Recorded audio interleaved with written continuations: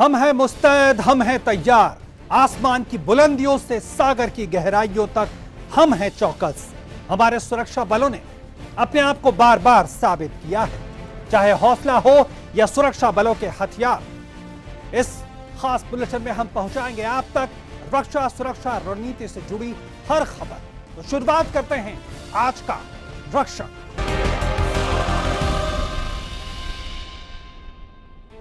पिछले 3-4 अप्रैल को छत्तीसगढ़ के बीजापुर में हुई नक्सली हमले के बाद नक्सल हिंसा एक बार फिर से सुर्खियों में है।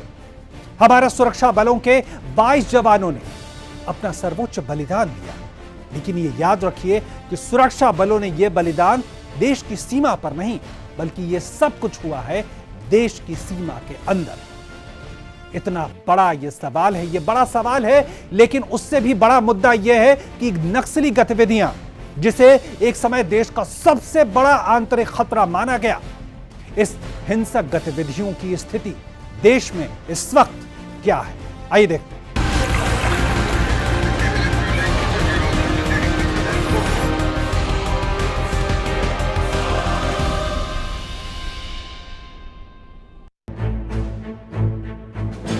भारत में इस समय कुल नक्सल प्रभावित जिलों की तादाद महज 30 से 40 के बीच रह गई है, जो एक वक्त में 200 जिलों से ज्यादा हुआ करती थी।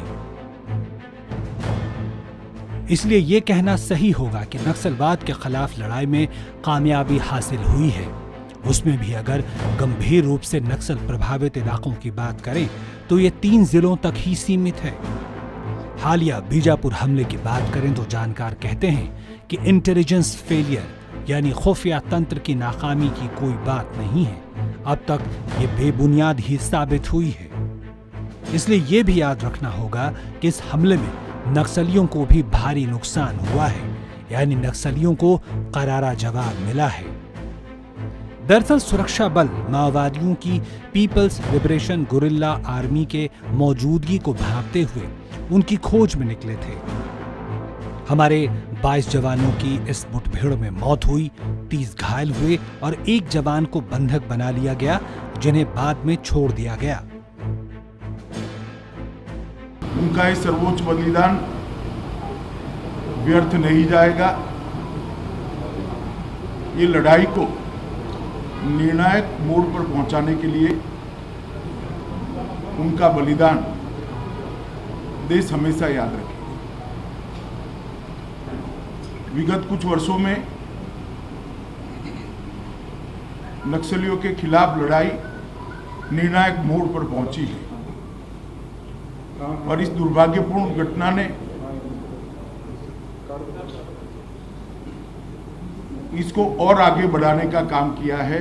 हम 2 मकाम और आगे बढ़े हैं।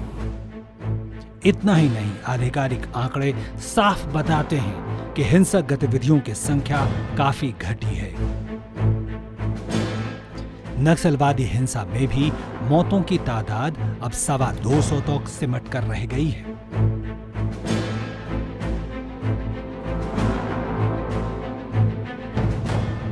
लेकिन नक्सल हिंसा का खतरा बना हुआ है। अधिकतर आदिवासी इलाकों तक सिमटी अति वामपंथी हिंसा वाले क्षेत्रों में विकास की गतिविधियों ने एक बड़ा बदलाव लाया है। चाहे वन अधिकार कानून हो या बुनियादी ढांचागत विकास, पिछड़ा क्षेत्र अनुदान निधि और जनजातीय कानूनों को भी ज्यादातर इलाकों में प्रभावी रूप से लागू किया गया है।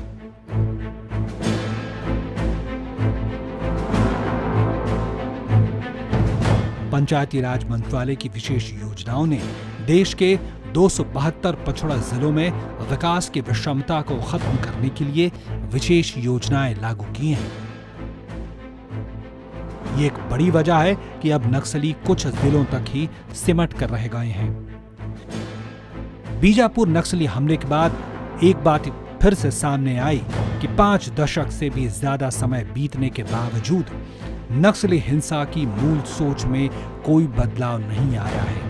यदि नक्सलवाद इस स्थिति में सुधार का पक्षधर होता तो वो विकास कार्यों को तेज करने की मांग करता, लेकिन नक्सली न केवल अवसंरचना विकास को बाधित करते हैं, बल्कि स्कूल और अस्पताल जैसी बुनियादी सुविधाओं की पहुंच भी बाधित करते हैं। इतना ही नहीं, चुनाव प्रक्रिया को बाधित कर वो नागरिकों को लोकतांत्रिक व्यवस्था में शामिल होने से रोकते हैं। जानकार ये भी बताते हैं कि समस्या को कई स्तरों पर समझना और सुलझाना पड़ेगा। एक तरफ तो विकास की गतिविधियां दूर दराज तक के इलाकों तक संचार आवागमन के साधन सुनिश्चित करना, प्रशासन, शिक्षा, विकास की मुख्य धारा में शामिल होने के मौके उपलब्ध कराना और कानून व्यवस्था की पहुंच को पुख्ता बनाए रखना। पिछले कुछ वर्षों में यह साफ देखने को मिला है कि कैसे सरकारों की आकर्षक आत्मसमर्पण योजनाओं ने भी नक्सली काडर के ढांचे को काफी हद तक बर्बाद कर दिया है। लेकिन जरूरत है अब निर्णायक प्रहार का।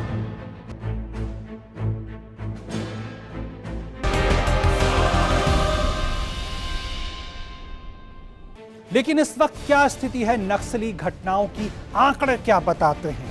तो आंकड़े ये बात साफ तौर पर दिखाते हैं कि किस तरह से साल 2017 में 908 घटनाएं हुई थी, मौतें 263 हुई थी। ये घटते घटते अब 2019 का आंकड़ा आप देखें 670 घटनाएं मात्र हुई हैं और जो जान गंवाने वालों की संख्या 202 तक पहुंच गई हैं। वहीं जो पिछले साल का आंकड़ा है, जो अभी जो है 31 मार्च तक का आंकड़ा है, वो भी दिखाता है कि संख्या काफी घटी है घटनाओं की और होने वाले मौतों की। यानी साफ तौर पर यह देखा जा सकता है कि नक्सली दबाव में है। सुरक्षा बल जिस तरह से दूर दराज के इलाकों तक पहुंचे हैं, उसने अपना काम किया है और इसके साथ साथ जो विकास की गतिविधियां हैं, जो सामाजिक आर्थिक गतिविधियां हैं, उसने भी एक बड़ा अंतर लाया है। वहीं अगर इन आंकड़ों को थोड़ा और हम विस्तार से समझने की कोशिश करें तो साल 2013 से 19 के बीच में नक्सली हिंसक गतिविधियों में 41% की कमी आई है। बड़ी कोशिशों के बाद आई है और ये लगातार गिरावट हम देख रहे हैं। वहीं मौतों की बात करें तो 49% तक की गिरावट आई है। यानी साफ तौर पर नक्सली दबाव में हैं। कई इलाके उनके हाथों से छीने जा चुके हैं। सुरक्षा बलों का अब दबदबा है कई इलाकों में और इसीलिए वो अब सिमट रहे हैं, इसीलिए वो अब दबाव में हैं।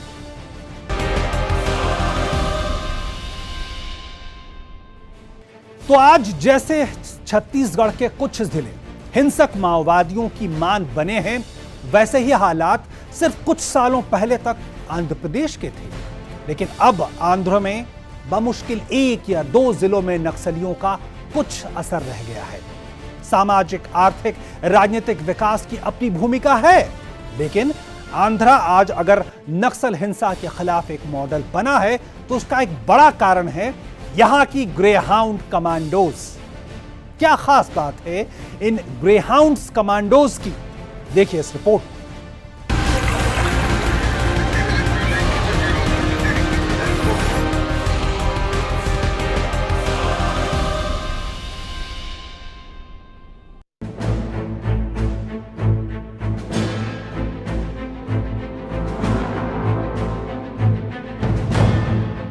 'Power flows through the barrel of the gun', यानी सत्ता बंदूक की नाल से निकलती है।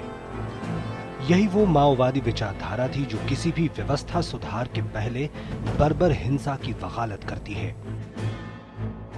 वो विकास या बेहतर जीवन में नहीं बल्कि सबका संहार करने में यकीन करती है, जिसमें आम मासूम नागरिकों से लेकर सत्ता प्रतिष्ठान सब शामिल है।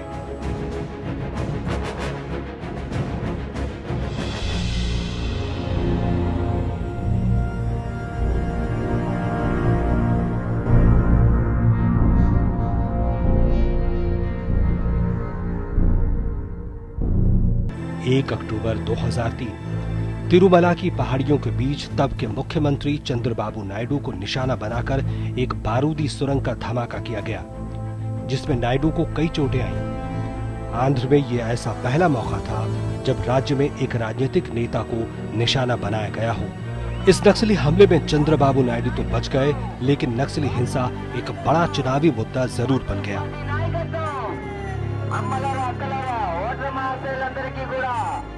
साल 2004 नक्सली संघर्ष में एक नया मोड़ तब आया जब पीपल्स वार ग्रुप और माओवादी कम्युनिस्ट सेंटर यानी एमसीसी मिलकर एक हो गए। नया नाम था भारत की कम्युनिस्ट पार्टी माओवादी। साल 2004 के लोकसभा चुनाव के बाद तत्कालीन मुख्यमंत्री वाएस राजशेखर रेड्डी ने नक्सलियों से बातचीत की मेज पर आने का आह्वान किया, लेकिन हिंसा जारी रही। बंदूक के आसपास ही सिमटी माओवादियों को अपने अस्तित्व की चिंता सताने लगी, क्योंकि वो जानते थे कि उनके पास बंदूक नहीं होगा तो शायद ही कोई उनकी बात माने।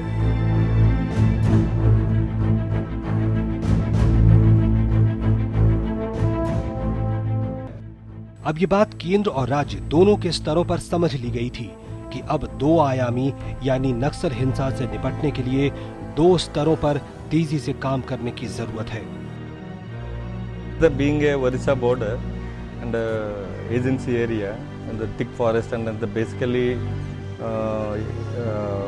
backwardness and all these things and the tribal area, this is a good platform for the activities of the Maoists. At the same time, the local problems also, the backwardness, uneducation, all these given a good boost up to the Maoists. इस दो स्तरीय कार्रवाई में पहला था प्रभावित क्षेत्रों में बुनियादी और तेज विकास और दूसरा सुरक्षा बलों की तेज कार्रवाई।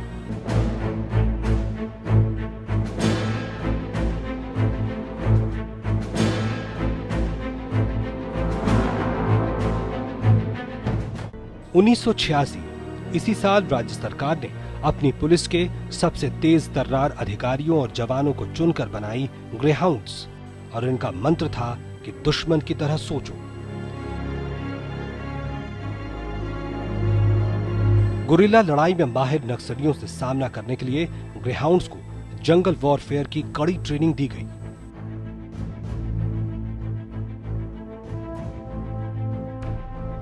जिस हिसाब से वो ऑपरेट करते हैं, उनकी जो टेक्निक है, टैक्टिकल टेक्निक है, वो बाकी कमांडो से अलग है। और क्योंकि वो लोकल हैं, तो जैसे मैंने पहले बोला कि लोकल साइकोलॉजी समझते हैं, लोकल लैंग्वेज समझते हैं, तो डेफिनेटली वो अच्छा काम कर रहे हैं। दुश्मन को दुश्मन की मान में ही घुसकर उन्हीं के लड़ाई के तरीके से उन्हें ही मात देना, यही ग्रेहाउंड्स को खास बनाती है। ट्रेनिंग में हमको सबसे बड़ा जिससे अनजान इलाका में जीपीएस देगा, एक जीपीएस ग्लोबल पोजीशनिंग सिस्टम बोलते हैं उसको, जीपीएस सिखा सकता है। उसमें मैप रीडिंग है, मैप में मतलब जगह मालूम नहीं, कभी किया नहीं, उसमें मैप में जाकर जीपीएस में लोड करके वो जा सकता है। सेंट्रल पैरामिलिट्री फोर्सेस से ज़्यादा लोकल पुलिस को, क्योंकि वहाँ की एरिया की समझ है, वहाँ की लैंग्वेज की समझ है, वहाँ की साइकोलॉजी की और सोशियोलॉजी की और टोपोग्राफिकल एस्पेक्ट्स की समझ है, तो डेफिनेटली लोकल पुलिस ज़्यादा अच्छा काम कर सकती है। गुरिल्ला लड़ाई यानी जिसमें दुश्मन को चौंकाते हुए हमला किया जाता है और मुठभेड़ की नौबत आने से पहले हमलावर गायब हो जाता है, यानी हमले के बाद पलटवार के लिए काफी कम वक्त होता है। केंद्रीय अर्धसैनिक बलों की तरह ग्रेहाउंड्स का स्थानांतरण काफी कम या नहीं होता है, यानी इलाके और नक्सलियों के युद्ध के तरीके को समझने का पूरा मौका। Only these people, CRP people, 1 year they will stay here, again they will get transferred and they will go somewhere else. Not like that in a Greyhound Force. Greyhound Force is particularly dealing with the Maoism, whereas CRPF is a generalized force. The force will be used for the Maoism or terrorism also. आज Andhra Pradesh model की बात होती है तो इसका एक बड़ा कारण है पुलिस व्यवस्था में हुए लगातार सुधार।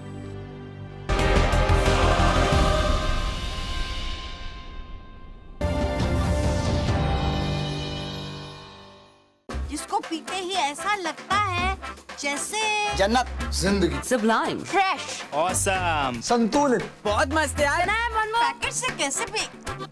अमूल मस्ती बटर मिल्क, देसी रिफ्रेशर। क्या शर्मा रहा है? दांत खाज खुजली है, सबको होती है। जालिम लोशन मुझे दादी ने दिया और बोली जालिम रोगों पर पड़े भारी। जालिम लोशन है पुराना खिलाड़ी, जो पुराना वही बेहतर है। जालिम lotion, fastest, trusted, tested, TDO से। जालिम लोशन। कैसी हंसी मुस्कानों की धुन, जिंदगी मक्खन, खोलो ढक्कन, डूबे डूबी डू, जिंदगी मक्खन।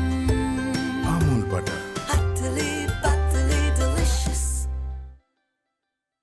शर्मा रहा है? दांत खाज खुजली है, हमें भी होती है। जालिम लोशन मुझे दादी ने दिया और बोली चर्म रोगों पर पड़े भारी। जालिम लोशन है पुराना खिलाड़ी, जो पुराना वही बेहतर है। जालिम lotion, fastest, trusted, tested TDO से। जालिम लोशन, जिसको पीते ही ऐसा लगता है जैसे जन्नत, जिंदगी, Sublime, फ्रेश। ऑसम, संतुलित, बहुत मस्त यार। पैकेट से कैसे भी अमूल मस्ती बटरमिल्क, देसी रिफ्रेशर।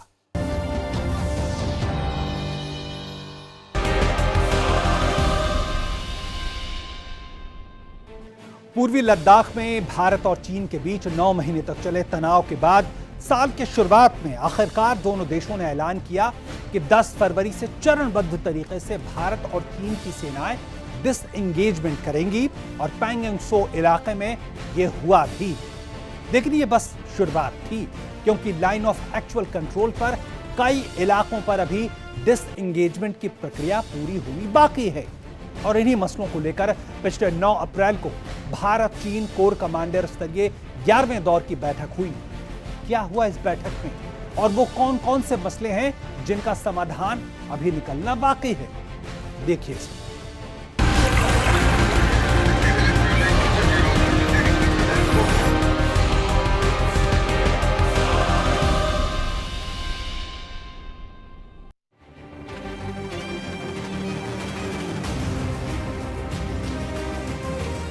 भारत चीन LAC सीमा, पूर्वी लद्दाख का पैंगोंग त्सो झील के दक्षिणी और उत्तरी किनारे, जहां कुछ दिनों पहले तक भारत और चीन की सेनाएं आंखों में आंखें डाली थी, फरवरी में ही दोनों सेनाएं पीछे की ओर हट गईं।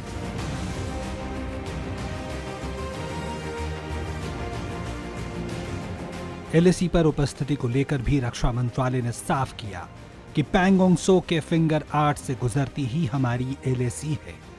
इसके बाद सारे उलझन अपने आप सुलझते गए, क्योंकि अब चीनी सेना फिंगर 8 से पूर्व की ओर पहुंच गई है।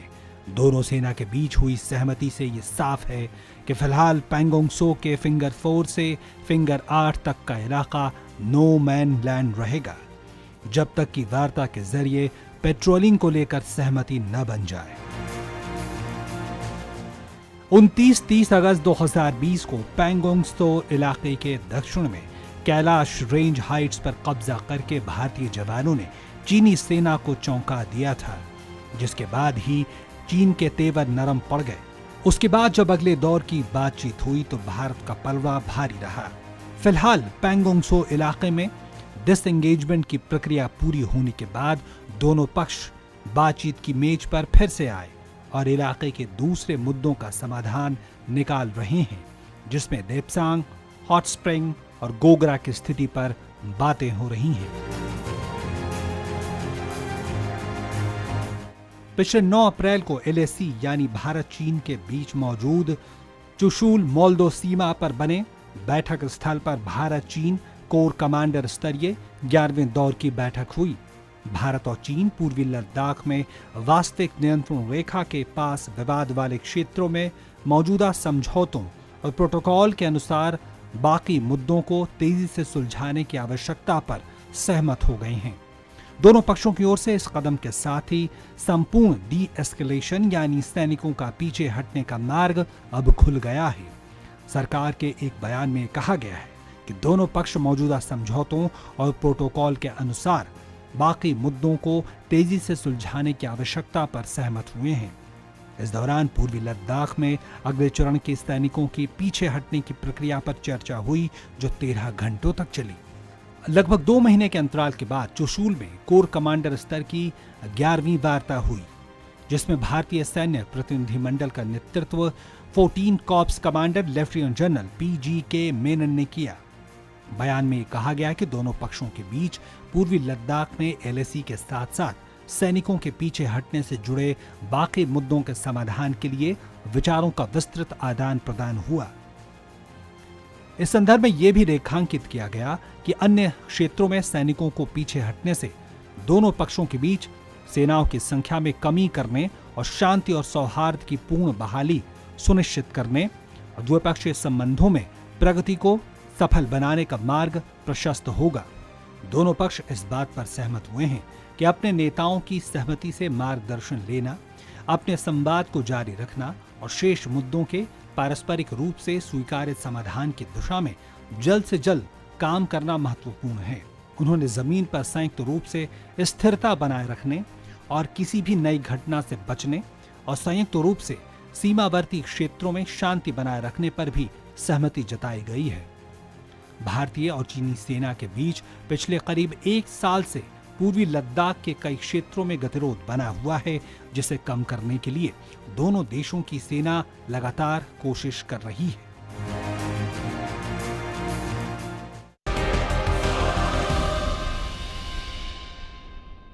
घातक राइफल 6और 716 को दुनिया भर में शूट टू किल राइफल के नाम से जाना जाता है।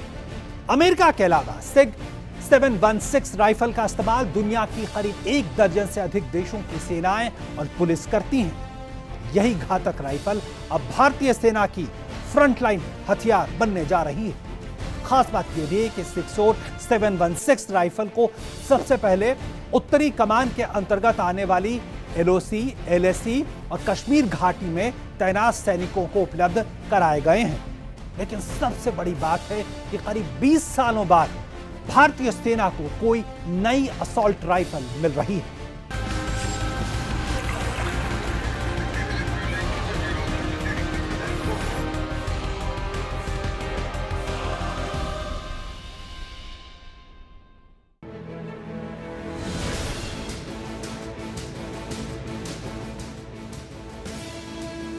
भारतीय सेना एक लंबे वक्त तक इंसास राइफल का उपयोग करती रही है और काफ़ी कठिन परिस्थितियों में जो कई सारे ऑप्स हैं उसमें इनको इस्तेमाल किया गया है। लेकिन अब जो भारतीय सेना है वो अमेरिकन जो राइफल है 6 और उसका इस्तेमाल कर रही है। ये 6 और है। देखिए इसकी हाइट, खास बात ये है कि करीब 3.9 किलोग्राम की है। इसका जो वज़न है वो काफ़ी हल्का है और ख़ास बात इसमें एक बार में 20 राउंड फायर किए जा सकते हैं।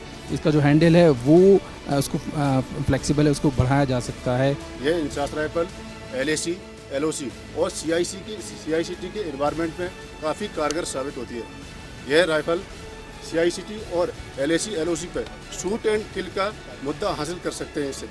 इससे फायरर लेफ्ट और राइट दोनों कंधों से आसानी से फायर कर सकता है। यह राइफल इंसास के बनस्पत काफ़ी हल्का है। दूसरा, इसका रेंज इंसास के बनस्पत थोड़ा ज़्यादा है। रेंज इसका 600 मीटर है। इसमें दोनों साइड चेंज लीवर और मैगजीन कैच की सुविधा दी हुई है। फायरर लेफ्ट और राइट से जब भी फायर करता है तो उस समय लेफ्ट या राइट दोनों तरफ से इसको मैगजीन को उतार सकता है। दोनों कंधों से आसानी से फायर कर सकता है। दूसरा, इसके अंदर जो बट है, बट एडजस्टेबल है। इसकी 6 पोजीशन दी हुई है। इसको बट फायरर अपने कंधे के हिसाब से और ज़मीन की हालात के हिसाब से उसको एडजस्ट कर सकता है। मल्टीपर्पज़ इसके अंदर बैरल है। समय आने पर इसकी बैरल आसानी से चेंज की जा सकती है। दूसरा, यूनिवर्सिट पैकेटरी रेल दी हुई है। इस पर आगे चल के जब भी जो नए नए आविष्कार में कोई भी साइड आती है उसके ऊपर हम साइड इस्तेमाल कर सकते हैं। ओपन साइड और रियर साइड फोल्डेबल है। इसको फायरर खुद ही जीरोइंग करते समय फायरिंग करता है, उस समय जीरोइंग कर सकता है। किसी भी टूल की ज़रूरत नहीं पड़ती है। मैगजीन इसके अंदर 20 राउंड आते हैं। ऑटो और सेमी ऑटो इससे फायर होता है। कॉकिंग हैंडल इसके पीछे साइड में है। फायरर लेफ्ट और राइट दोनों हाथों से इसको कॉक आसानी से कर सकता है। डस्ट कवर, कॉक करने के ऊपर इसका डस्ट कवर खुल जाता है इस प्रकार से और कॉकिंग हैंडल रुक जाता है। चाल वाले पुर्जे अगर आगे करना है तो इसको दबाते हुए आगे पुश हो जाता है इसकी। दूसरा, लगातार फायरिंग के दौरान कभी कभी क्या हथियार के अंदर रोक पड़ती है, उस समय फॉरवर्ड असिस्ट की मदद से चाल वाले पुर्जों को फायरर आगे आसानी से कर देता है। रिफ्लेक्टर, इसके जब फायर के दौरान खाली केस रिफ्लेक्टर से टकरा के दाहिने और 2.5 से 3 मीटर की दूरी पर गिरता है जाके। अपने आप में 6 और बहुत बेहतर राइफल है और कोशिश ये की जा रही है कि इसके और जो ऑर्डर्स हैं वो दिए जाए, जिससे कि जो भारतीय सेना है पूरी तरह से जो ट्रूप्स हैं उनको 6 और राइफल मिल सके। ख़ास बात यह है इसकी कि इसको दोनों साइड से ऑपरेट किया जा सकता है। अगर कोई जवान लेफ़्ट साइड से ऑपरेट करता है तो वो भी इसको ऑपरेट कर सकता है, अगर राइट साइड से ऑपरेट करता है तो उसको भी ऑपरेट कर सकता है। ये एक बहुत हैंडलिंग जो है बहुत आसान है। तो कई बार ऑप्स के दौरान जब ज़रूरत पड़ती है कि आपको दूसरी साइड में ऑपरेट करना है या फायरिंग करनी है, बहुत स्मूथ फायरिंग करनी है, तो उस दौरान ये काफ़ी मददगार साबित होती है। और कोशिश ये की जा रही है कि भारतीय जो सेना है इसका और ज़्यादा इस्तेमाल करे, जिससे कि ट्रूप्स जो हैं बेहतर तरीके से जो ऑप्स हैं उनको अंजाम दे सकें। कैमरामैन संदीप के साथ सुधीर यादव।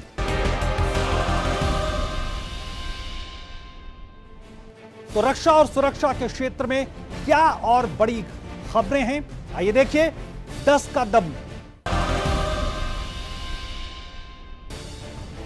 सेना प्रमुख जनरल एमएम नरवणे ने कहा है कि भारत अपनी सीमा पर हर रोज नई नई चुनौतियों का सामना कर रहा है। उन्होंने कहा कि राष्ट्र अपनी सीमाओं के साथ नए सिरे से चुनौतियों का सामना कर रहा है। ऐसे में सैन्य अधिकारियों को ऐसे सभी घटनाक्रमों से जुड़े रहने की आवश्यकता पर जोर दिया है। सेना प्रमुख ने तमिलनाडु के वेलिंगटन स्थित डिफेंस सर्विस स्टाफ कॉलेज में बीते मंगलवार को पश्चिमी और उत्तरी सीमाओं पर विकास और भविष्य के रोड मैप पर उनके प्रभाव पर एक व्याख्यान दिया। कजाकिस्तान के रक्षा मंत्री लेफ्टिनेंट जनरल नूरलान यरमकेबाएव 3 दिवसीय यात्रा पर भारत पहुंचे। दोनों देशों की सेनाएं सैन्य, वैश्विक आतंकवाद और हाइब्रिड वॉरफेयर के उभरते रुझानों के विभिन्न पहलुओं को लेकर निश्चित अंतराल पर सैन्य अभ्यास करती रहती हैं। भारत किर्गिस्तान के विशेष बलों के बीच सैन्य अभ्यास खंजर के 8वें संस्करण की शुरुआत बीते शुक्रवार को किर्गिस्तान की राजधानी बिश्केक में हुई। 2 सप्ताह तक चलने वाले इस सैन्य अभ्यास में ऊंचे स्थानों और पहाड़ों पर युद्ध कौशल और आतंकवाद निरोधी अभियान पर मुख्य बल रहेगा। रक्षा सहयोग और द्विपक्षीय संबंध को मजबूती देने बांग्लादेश पहुंचे सेना प्रमुख। भारतीय सेना प्रमुख की इस यात्रा का उद्देश्य भारत और बांग्लादेश के बीच रक्षा सहयोग के साथ मजबूत द्विपक्षीय संबंधों को और बढ़ाना है। जनरल नरवणे अपनी यात्रा के दौरान बांग्लादेश की तीनों सेनाओं के प्रमुखों के साथ बैठक के अलावा बांग्लादेश के विदेश मंत्री के साथ भी बातचीत की। बांग्लादेश में 4 अप्रैल से शुरू हुए बहुराष्ट्रीय सैन्य युद्धाभ्यास शातिर उग्रसेना समाप्त हुआ। इस सैन्य अभ्यास में भारतीय सेना की डोगरा रेजिमेंट ने भी हिस्सा लिया। इस सैन्य अभ्यास में बांग्लादेशी सेना के साथ भारतीय सेना, रॉयल भूटान आर्मी और श्रीलंकाई सेना ने भाग लिया। मिशन गगनयान के लिए चयनित 4 भारतीय अंतरिक्ष यात्री रूस में सफलतापूर्वक बुनियादी प्रशिक्षण लेने के बाद स्वदेश लौट आए हैं। प्रशिक्षण के अगले चरण में ये जांबाज इसरो के साथ विशिष्ट प्रशिक्षण शुरू करेंगे, जो कई भारतीय शहरों में होगा। इसमें भारतीय वायुसेना, सेना और नौसेना की महत्वपूर्ण भूमिका होगी। भारतीय वायुसेना ने अपनी एयर एसेट की सुरक्षा बढ़ाने के लिए लाइट बुलेट प्रूफ वाहनों को शामिल कर लिया है। ये बुलेट प्रूफ वाहन किसी भी प्रकार की गोली और ग्रेनेड हमलों का सामना करने में सक्षम है और किसी भी आतंकवादी हमले का मुकाबला करने में मदद करेंगे। पिछले दिनों 13 अप्रैल 1984 को हुए ऑपरेशन मेघदूत की वर्षगांठ के अवसर पर भारतीय सेना के वीरों की गाथा को एक बार फिर याद किया गया। भारतीय सेना ने पाकिस्तान के साथ जबरदस्त संघर्ष के बाद 13 अप्रैल 1984 को सियाचिन ग्लेशियर पर नियंत्रण हासिल किया था। रक्षा मंत्री राजनाथ सिंह ने भारतीय वायुसेना के शीर्ष कमांडरों के 3 दिवसीय सम्मेलन का उद्घाटन किया और वायुसेना कमांडरों को भविष्य के खतरों का मुकाबला करने के लिए क्षमता बढ़ाने के लिए दीर्घकालिक योजनाएं और रणनीतियां बनाने की सलाह दी है। भारतीय तटरक्षक बल ने भारत पाकिस्तान अंतर्राष्ट्रीय मैरीटाइम बाउंड्री लाइन के समीप एक पाकिस्तानी नाव से 30 किलोग्राम हेरोइन बरामद की। इस सफल अभियान में तटरक्षक बल को गुजरात के एटीएस और एसओजी का भी साथ मिला। बल ने ये अभियान गुजरात के कच्छ के पास समुद्र में जखौ से करीब 40 नॉटिकल माइल दूर गहरे समुद्र में चलाया। तो कंधे से मिलते हैं कंधे, कदमों से कदम मिलते हैं। जब चलते हैं हम ऐसे तो दिल दुश्मन के हिलते हैं। भारतीय सेनाओं ने इन पंक्तियों को बार बार साबित किया है और हमारी कोशिश है हमारे जाबाजों की हर कोशिशों को, हर जाबाजी के हिस्से को आपके सामने लाने की, क्योंकि हम सुरक्षित हैं, क्योंकि हमारे आगे मौजूद हैं हमारे रक्षक।